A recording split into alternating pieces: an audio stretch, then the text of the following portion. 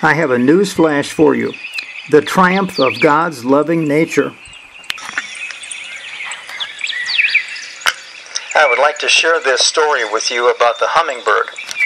Actually, a story about the true nature of God and the impact that the true nature of God has on our faith and on our belief. I am convinced that our perception of the true nature of God has a significant bearing on the activation of the human potential as it relates to the significant factor of faith and hope in our physiology, in our body, and in our spirit. I hope that this story is able to strengthen your belief and your faith as much as it has mine. A couple of years ago, I was recuperating from the necessity to quit work after 35 years of enjoying my heart's desire, which is to practice medicine and to help God's creation in that regard. And I had gotten so sick to the point of neglecting myself that I had to quit work and begin to address my own chronic disabling pain from a spinal cord injury and the development of unrecognized chronic left heart failure associated with kidney failure, both of which were literally causing me to question whether or not I was going to live or die, not to mention whether or not I was ever going to be able to be functional again. And I was asking God for evidence that His provisions were there for me in spite of the difficulty I found myself in order to give me that added edge that would lift me out of the circumstance that I was in. And I had just returned home from the university hospital where I had a heart pacemaker implanted and was feeling pretty low at the time, and without a great substance of faith at the time, thinking that my provision had run out and that I was not innately endowed with the capability to survive yet once again by overcoming disability to the point of being functional and being able again to pursue my heart's desire. And lo and behold, as I was thinking about these thoughts and wondering if I was going to recover or had the means to recover, I noticed a little hummingbird coming to and fro to a branch right outside my window. And as I watched the hummingbird, I noticed that she was actually building her nest. And she was going out into the woods and gathering spider webs around her bill and beak and coming back and spinning the spider webs around the branch upon which she was sitting. She was literally encasing the branch in this spider web material.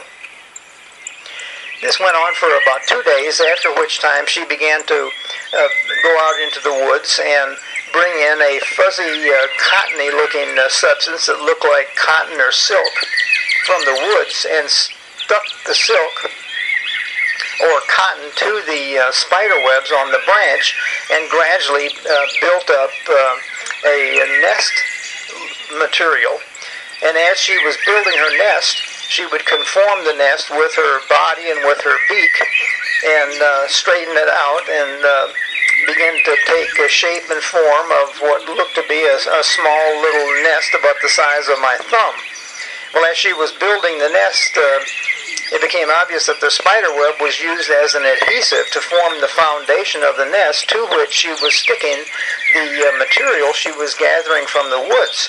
I went out into the woods and found that she was actually using silk from the cocoon of a moth that was indigenous to our area and had hatched out and left the empty cocoons, and the hummingbird was getting silk from the cocoon and bringing it back and building her nest out of silk. My first thought was how fortunate for this littlest of birds that God has provided the ability not only to form a nest, but to make the nest out of silk. And I began to chuckle to myself that the hummingbird was sleeping better than I was, so she was sleeping with silk sheets.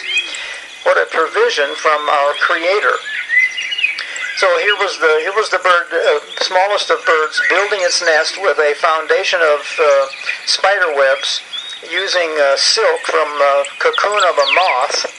And then after having her nest built up, she was shingling it on the outside for both protection and camouflage with lichens, little fungal growths on the branches and the bark of trees that she would bring back and ever so gently and specifically place these shingles on the outside of the nest to completely cover it with hundreds of little shingles made of these lichen growths from the bark of the trees.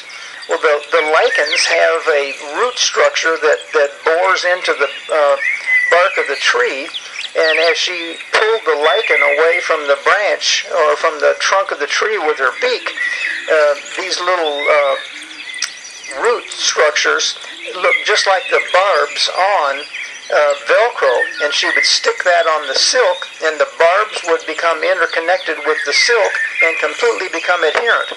And then she would go about ever so obsessively, compulsively, actually placing the shingle on the outside of the nest, moving it a millimeter at a time until it would just met her eye, and then she would fly off and bring in another shingle.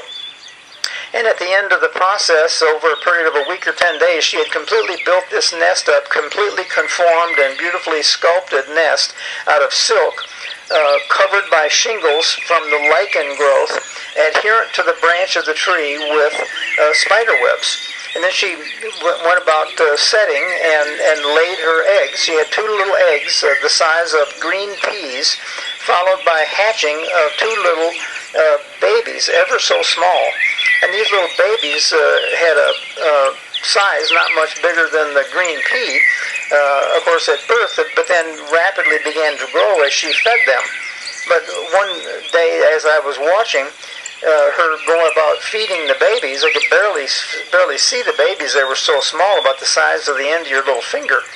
I noticed a chain of big black ants coming down the branch. And I thought, my goodness, if these black ants sting these little babies with their low birth weight, they're going to have such a toxic load from the sting, it's going to kill them. And lo and behold, as the ants came up to the edge of the nest along the branch, they got to the perimeter made by the spider web, and as soon as they came in contact with the spider web, they turned tail and changed their directions and ran the other way, completely avoiding the nest and therefore saving the babies. So there was another protective provision that God had provided this little hummingbird and the babies, such helpless little organisms, but God had seen fit to give them total protection with the insecticide effect from the spider webs. And then nature came, and we had a bad storm. And I woke up that morning thinking that the nest would probably be blown apart or saturated with water, and the babies may have drowned. And I ran out to the room as quickly as I could to find the nest was totally underneath the canopy of 4 large maple leaves. And she had ever so specifically put that nest right in a position that it was completely surrounded on 3 sides by these large maple leaves, which completely funneled any rain that was falling down off to the side, never allowing a drop of water to get into her nest to weaken it or to potentially drown the babies. So they were totally protected from the elements for that season of the time that they were born. Well, she raised these up, and I watched them exercise their wings and get their vigor and their strength and their vitality, and within a period of 24 hours had flown off and gone out to live in the world as her mother had. But as I pondered the sequence of events, the strength of my hope, the strength of my belief, the strength of my faith was significantly elevated by seeing the ever so specific, minute manifestations of God's love as He provided for this littlest of birds, thinking that if He provides that much for that little bird, would He not provide that much more for me, being made in His own image? It gave me the extra vitality, the extra faith and belief to overcome disability, and to see that indeed God had continued to provide for me and provided the ways and the means by which I could yet again recoup and recover. And I certainly did. Went on to recoup and recover and began to study more in depth the true nature of God, which I would like to pass on to you, which is simply all goodness and all loving. So allow that to build your own faith and your own belief to manifest those biochemical, biomolecular, and biological changes in your body to initiate that innate drive that we all have to survive and to live. God provides and God wills for that to happen. He loves you that much. Thank you.